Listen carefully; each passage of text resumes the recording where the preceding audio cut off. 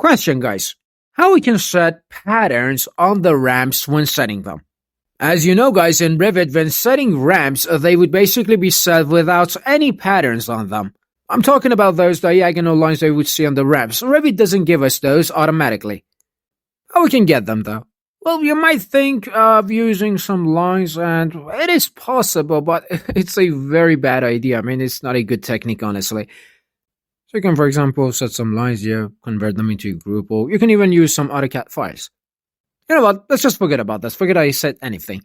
The technique that we need here is a very simple one. I'm going to use fill region. Now, open up type properties, get a duplicate. Let's call this ramp. All right. Now, take a look at this. Here we got foreground fill pattern. Open this up. Set the pattern type on model, definitely model. Now we can select this parallel pattern, get a duplicate. We'll call this 45 degrees. I'm obviously going to go with the same for the angle.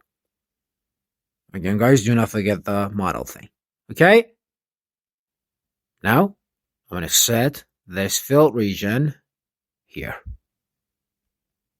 All right. Now that we got this, we can select it and mirror it, copy activate it on the other side.